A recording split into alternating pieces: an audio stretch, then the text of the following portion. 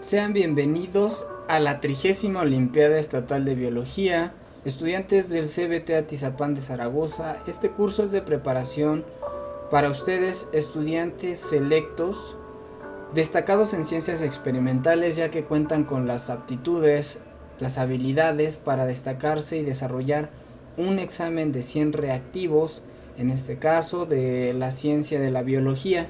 Les presento un servidor, Gustavo García. Vamos a comenzar. Pues bien, para entender la biología es necesario contemplar desde una perspectiva de espacio a través de los niveles de organización biológica. Concretamente son los objetos de nuestro estudio de esta ciencia, comenzando por los átomos. Los átomos son las unidades fundamentales de todas las sustancias, los encontramos en toda la materia. Los átomos van a ser, van a formar una molécula o una molécula de dos o más átomos unidos por distintos enlaces químicos. En la naturaleza, solo las células vivas sintetizan moléculas de la vida, es decir, biomoléculas. Cuatro son las más principales: los carbohidratos, los lípidos, las proteínas y los ácidos nucleicos. Son esas cuatro y las vamos a ver más adelante. El siguiente nivel de organización son los organelos celulares. Son un conjunto de estructuras que van a formar a la célula y están especializados para distintas funciones. La célula va a ser la unidad más pequeña que puede vivir y reproducirse por sí sola o como parte de un organismo multicelular. En la célula vamos a encontrar ADN, una membrana externa y otros componentes. Posteriormente, el siguiente nivel va a ser el tejido. El tejido es el conjunto organizado de estas células y además de sustancias que interaccionen en alguna tarea. Los tejidos van a formar órganos. Es el siguiente nivel de organización biológica. Un órgano es la unidad estructural de dos o más tejidos que interaccionan en una o más tareas. En este esquema, en este gráfico, podemos ver un hueso como un órgano, pero el conjunto de esos distintos órganos van a formar sistemas. En el mismo esquema encontramos el sistema óseo, que da como función soporte a un organismo. Encontramos distintos tipos de sistemas: sistema digestivo, sistema nervioso, sistema muscular. La suma de estos sistemas nos va a llevar al siguiente nivel de organización, que es al organismo. Nosotros somos un conjunto de sistemas y somos por lo tanto un organismo. El organismo es el individuo compuesto por diferentes tipos de células. Las células en la mayoría son de los organismos multicelulares. Ahora el siguiente nivel son la población. Nosotros, como les decía en las clases de ecología en el salón, somos una población. Somos organismos, somos individuos, pero la suma, al compartir un espacio, en ese caso en el salón, ya estamos formando una población. La población también la podemos encontrar como especie. Encontramos la definición de especie como el conjunto de individuos que comparten características semejantes y dejan descendencia fértil a través de la reproducción. Pues bien, la población también la podemos encontrar como especie en términos ecológicos. Las poblaciones o bien las especies van a formar a las comunidades. ¿Qué es una comunidad? Pues son las poblaciones de todas esas especies en un área determinada. Por ejemplo, aquí en la Ciudad de México encontramos una comunidad. Nosotros somos parte de esa comunidad, nuestra especie Homo sapiens. ¿Qué otras especies podemos encontrar en una ciudad? Pues la fauna doméstica, en este caso perros y gatos, incluso algunos gallos, gallinas, patos, etcétera. Incluso fauna silvestre como son los cacomistles. Encontramos inmerso en esta ciudad una comunidad de todas estas especies. El siguiente nivel de organización biológica son los ecosistemas. ¿Qué son los ecosistemas? Pues es aquella comunidad que reúne a todas esas especies que interaccionan con el entorno físico a través de entradas y salidas de energía y materiales. Un ecosistema en donde nosotros nos ubicamos en la ciudad es el ecosistema de bosques templados. Sin embargo, ya el cambio de uso de suelo, poner una ciudad en donde había un valle lacustre lleno de bosques, se ha modificado, pero aún podemos encontrar alrededores de este mismo valle los bosques de pinos y de encinos. También encontramos sierras nevadas como es el Popocatépetl y el Iztaccíhuatl. Sí, vivimos aún en un ecosistema, aunque se ha modificado. El siguiente nivel, para finalizar, el siguiente nivel de organización biológica son los biomas. Ya estamos hablando como tal de una biosfera. El conjunto de biomas, también reconocidos como regiones biogeográficas. Nuestro país se encuentra ubicado en dos regiones biogeográficas, la región neártica y la región neotropical. La neártica se refiere en la parte norte. ¿Cómo diferenciamos una de otra? La neártica tiene ecosistemas áridos y por lo regular son más secos, encontramos desiertos. En cambio, en la zona sur de nuestro país, en la región biogeográfica neotropical, pues encontramos ecosistemas tropicales. Estamos hablando principalmente de selvas. Podemos poner un ejemplo como Chiapas, como Oaxaca, como Yucatán. Y así vemos que hay una diferencia entre el norte del país y el sur de nuestro país. Encontramos estas dos regiones biogeográficas distintas con diferentes ecosistemas.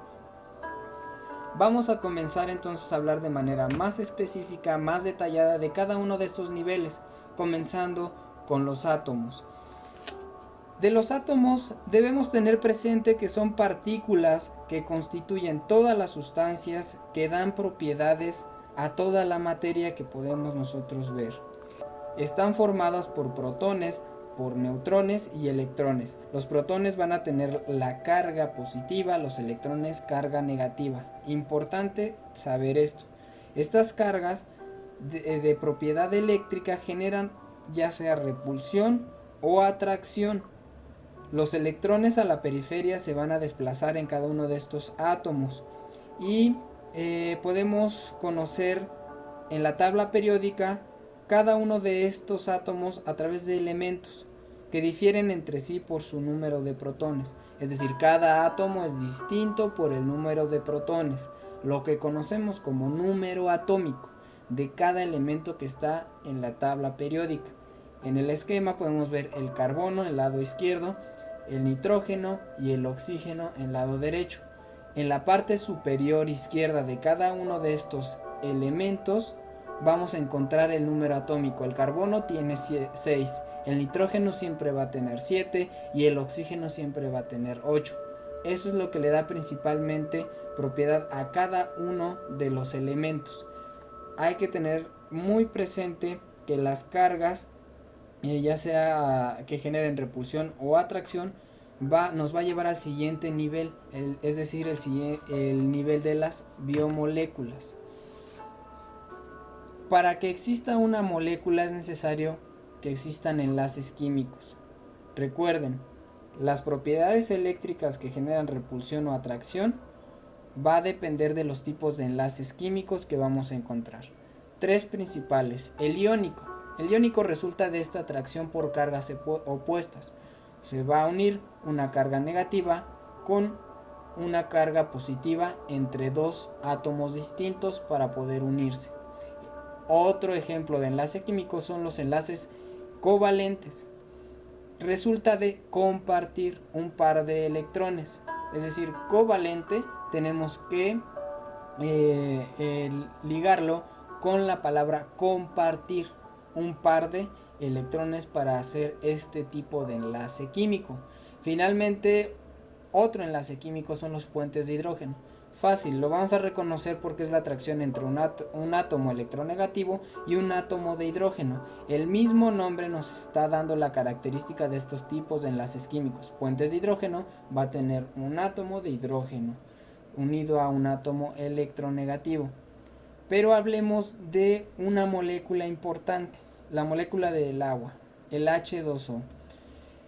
Tres principales características tiene esta molécula: la polaridad, que es disolvente, y su tensión superficial. La polaridad atrae a moléculas de agua por sus distintas cargas. Las distintas cargas nos referimos a positivo y negativo.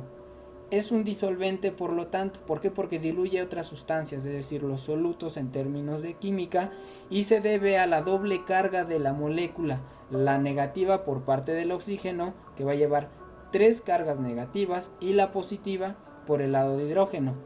Es decir, un átomo de hidrógeno va a tener 3 y el otro átomo de hidrógeno va a tener otros 3. La suma van a ser 6 cargas positivas. Esa es la dualidad de esta molécula del H2O, sus distintas cargas positivas y negativas. Finalmente, la tensión superficial. La tensión superficial la conocemos como la cohesión de la resistencia de separarse una de otra molécula de agua. Es decir, esto le confiere características de capilaridad, ya sea ascender o descender dentro de un cuerpo físico cilíndrico. ¿A qué me refiero un cuerpo físico cilíndrico? Un ejemplo es una planta, un árbol. Si un árbol está expuesto al sol, se va a evaporar por la parte de las hojas. Pero para mantener hidratado este organismo, es necesario que el árbol absorba del suelo agua. Esa es la resistencia de separarse una molécula de agua. La que sale como en forma de vapor por parte de las hojas va a jalar desde la raíz a las otras moléculas de agua para que el árbol se mantenga siempre hidratado. Un ejemplo es una cadena. Si yo jalo un extremo de una cadena, toda la cadena, por toda esa resistencia de separarse, va a jalar una a otra. Cada anillo de la cadena va a ser una molécula de agua. Jalo un extremo, se va a resistir y se va a jalar todo el agua. Por eso se hace esto de la capilaridad. A esto confiere ascender o descender en un cuerpo físico cilíndrico. Hablemos otra característica importante de las moléculas, que son los ácidos y los bases. Si tenemos una sustancia que en mayor proporción encontramos al hidrógeno, se dice que es ácida. En cambio, una sustancia que confiere a la acumulación de OH o bien hidróxidos, se dice que es una sustancia básica. Sin embargo, la acumulación de ambos puede generar problemas ambientales. No es bueno que estén sustancias acumuladas, ya sea de una o de otra sustancia ácida o básica. Para eso existen los amortiguadores. Son productos químicos que podemos encontrar en la naturaleza o bien de manera artificial, y a menudo son ácidos y bases débiles. La naturaleza, para llegar a amortiguar y regular toda esta acumulación de estas sustancias, se le llama homeostasis. Es la capacidad de un organismo o bien incluso de un ecosistema para regularse y no acumular estas sustancias, porque eso sería contraproducente, ya sea para el organismo o para el ecosistema. En el lado derecho encontramos una tabla de ácidos y bases fuertes. Por ejemplo, el ácido bromhídrico, el ácido clorhídrico de parte de los ácidos y de las bases, el hidróxido de litio y el hidróxido de sodio. Son ejemplos de ácidos y bases fuertes que podrían perjudicar a algún organismo o bien a un ecosistema. Seguimos en el nivel de organización biológica de las moléculas y expongo aquí en la parte de la guía de estudio de la Olimpiada de Biología que nos otorgaron desde la plataforma a los componentes químicos orgánicos, como les comenté, las moléculas de la vida o bien las biomoléculas.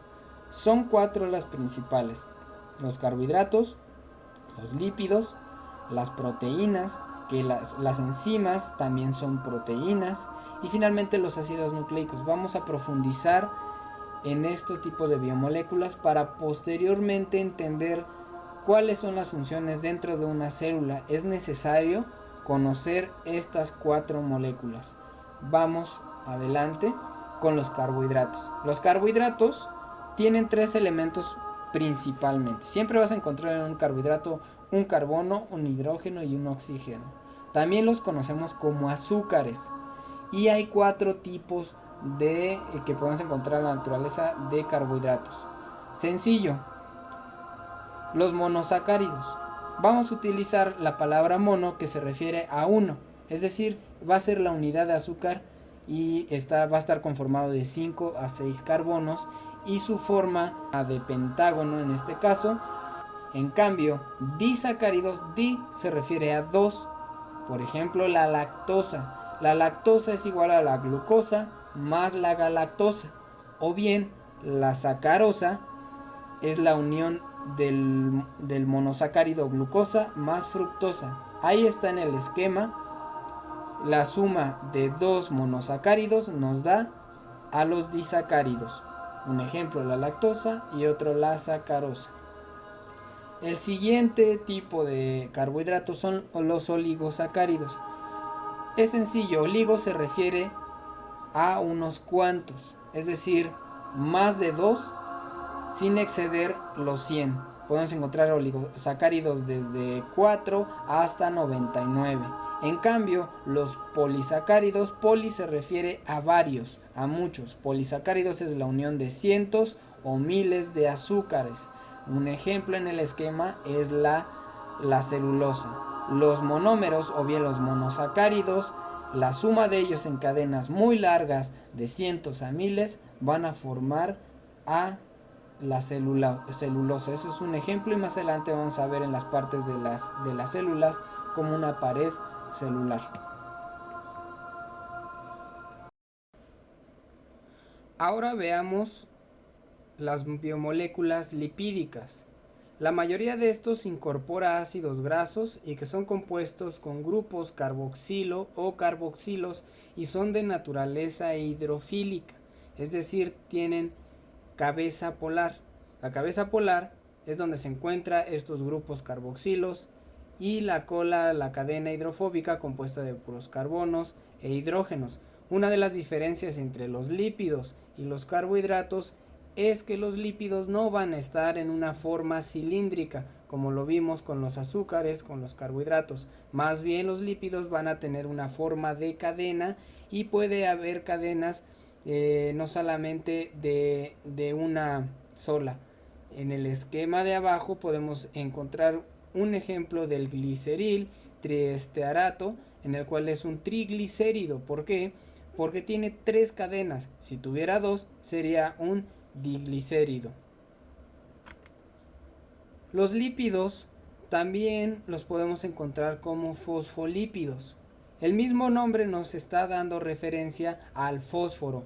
Incluyen este elemento en la cabeza hidrofílica, el fosfato y el glicerol. Vemos el esquema del lado izquierdo inferior, en donde encontramos aquí ya la inserción de un nuevo elemento en la cabeza hidrofílica. Las colas hidrofóbicas podemos encontrarlas en diferentes ángulos espacialmente, eso dependiendo de los enlaces químicos que llegan a tener estas cadenas de carbonos. El ácido graso saturado siempre va a ser recto y el ácido graso insaturado va a ser otro tipo de enlace químico que le va a conferir una estructura distinta a estos fosfolípidos. Importante conocer esto. ¿Por qué? Porque los fosfolípidos son parte estructural importante de las membranas celulares. Del lado derecho encontramos un ejemplo de una muestra de esquemática animada de una membrana celular. Fuera de la célula es la parte superior, la parte inferior es dentro de la célula. Es importante contemplar estas estructuras porque posteriormente vamos a ver las estructuras celulares. Otros tipos de lípidos también son las ceras, como son los panales de abejas hechas por estas ceras, las hormonas, como el complejo B, también llegan a ser de naturaleza lipídica.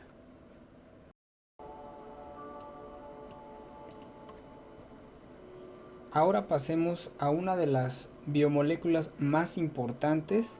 Ya conocimos los carbohidratos, ya conocimos los lípidos, ahora vamos a conocer las proteínas en su estructura más compleja. Son biomoléculas con importantes propiedades y funciones que están compuestas por una o más cadenas de aminoácidos. ¿Qué son los aminoácidos? Los aminoácidos van a tener un grupo amino adquiriendo un nuevo elemento que es el nitrógeno, más un grupo carboxilo. Estos ya los conocimos en las biomoléculas anteriores, es decir, los carbohidratos y los lípidos. Y finalmente van a tener un grupo R. En el lado izquierdo podemos ver una estructura química en el cual el grupo amino con el átomo de nitrógeno, y del lado derecho vamos a encontrar al ácido carboxílico. La diferencia entre las proteínas y entre los carbohidratos y los lípidos es que las proteínas ahora van a adquirir un nuevo elemento que es el nitrógeno, y los aminoácidos del lado derecho podemos ver a distintos tipos de aminoácidos: la glicina, la alanina, prolina, valina, leucina, isoleucina y metionina. Conocemos como 20 aminoácidos esenciales, aquí solo podemos ver 7 de ellos. Observarás que los grupos R en las partes más resaltadas con rosa tienen una cantidad importante de hidrógenos, por lo que son ácidos. Recordarás que lo que vimos en la parte del pH, es decir, el potencial de hidrógeno, que la alta concentración ya sea del H o del OH va a conferir una sustancia sea ácida o sea básica. En este caso el H en el grupo R van a tener una concentración importante de ácidos, de hidrógenos, por lo tanto se le dicen que son los aminoácidos. Para comprender a las proteínas es necesario ver su estructura espacial, y esta consta de 4 niveles de esta estructura. La primera se le conoce como cadenas llamadas polipeptídicas. ¿Por qué polipeptídica? Recordarás que el término poli se refiere a muchos, a varios, por lo tanto esta cadena va a estar compuesta por distintos aminoácidos. Y así pasamos al siguiente nivel de estructura. La segunda estructura se le conoce como estructura helicoidal. Esta está enrollada por puentes de hidrógeno y es conocida como las hélices asa. Es decir, las cadenas ya pasan a una nueva conformación espacial que es enrollada y se les conoce como hélices asa. El tercer nivel de estructura, estas asas se enrollan aún más formando lo que son ya los dominios. Los dominios van a tener dos tipos de estructura. Cuando están enrollados se les conocen como dominios alfa. Cuando están plegados se les conoce como dominios beta. En el esquema del lado derecho, la proteína de color azul, vemos estos dos tipos de dominios. Cuando están enrollados de manera helicoidal se les conocen como alfa, y los que están plegados, que son más delgados, las líneas azules más delgadas, se conocen como beta. La última estructura proteica se le conoce como estructura cuaternaria. ¿De qué consta esto?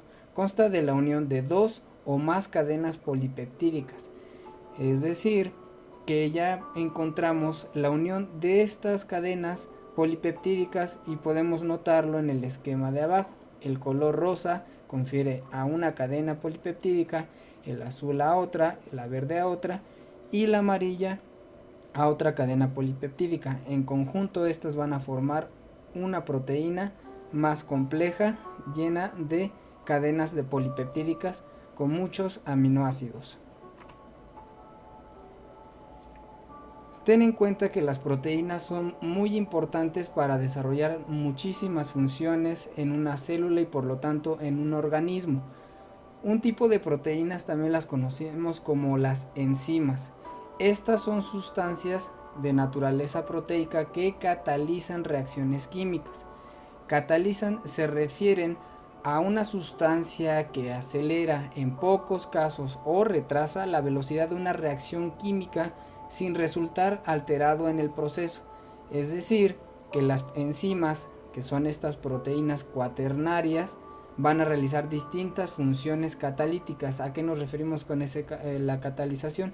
Pues es que una sustancia acelera un proceso, una reacción química, ya sea la reacción de respiración celular, la de digestión y demás, incluyendo la polimerización, es decir, la construcción de productos de más proteínas, o incluso están también asociadas a la división celular. En el esquema derecho podemos ver un esquema que ejemplifica muy bien cuál es una función de una enzima.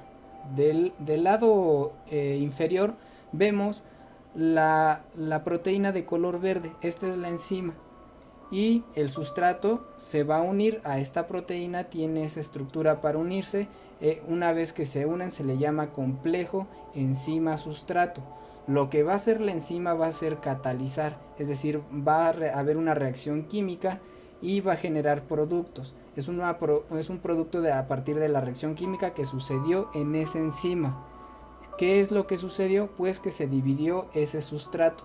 Por ejemplo, la alimentación, cuando nosotros ingerimos alimento, lo que hacen nuestras enzimas es descomponer todos esos alimentos en productos y que estén disponibles para nuestro cuerpo. Seguimos con las proteínas enzimáticas. Estas pueden tener desde 4 hasta 2500 aminoácidos. Ya conocimos la estructura de los aminoácidos, y la nomenclatura incluye una aglutinación en sus términos de asa. Por ejemplo, el alcohol deshidrogenasa es uno de los ejemplos que les había comentado, en el cual esta enzima alcohol deshidrogenasa es la que permite digerir bebidas alcohólicas en nuestro cuerpo. Pero ¿en qué consiste una inhibición enzimática? El esquema que podemos ver aquí abajo, hay una enzima, le decimos apoenzima, en la cual no actúa sola. Es necesario que exista otra enzima que se llama coenzima. Cuando se unen estas dos enzimas, la apoenzima y la coenzima, ahora tenemos la holoenzima. Los mismos términos nos están dando respuesta a estos complejos proteicos. Vemos de color verde a la apoenzima y de color amarillo a la coenzima. Cuando se unen, ahora sí van a poder realizar la reacción química en la cual el sustrato se va a incrustar entre este complejo proteico para después descomponerlo y obtener productos a partir de esta reacción enzimática. Finalmente, la última biomolécula importante son los nucleótidos. Ya conocimos los carbohidratos, ya conocimos los lípidos, ya conocimos los nitrógenos. Vamos a repasar rápidamente. Los carbohidratos tienen una estructura circular, lo podemos decir de una estructura pentosa. Los lípidos, en cambio, no tienen esta estructura circular, sino que son cadenas largas de carbono y una cabeza hidrofílica y otra hidrofóbica. Las proteínas son más complejas estructuralmente e incluyen un nuevo elemento que es el nitrógeno. Ahora los nucleótidos van a formar la macromolécula del ADN. Cada nucleótido está compuesta por una base nitrogenada, es la molécula con el nitrógeno que está asociada al primer carbón del azúcar de naturaleza pentosa. Es un anillo molecular de carbonos, es un azúcar, es decir, en este caso tenemos a la ribosa. En el esquema abajo tenemos a la base nitrogenada, en ese hexágono molecular ya encontramos al nitrógeno que está asociado al primer carbón de la pentosa.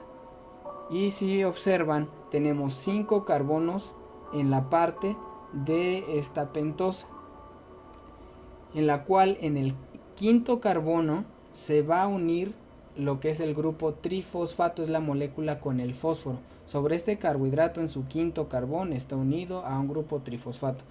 Eso va a ser un nucleótido.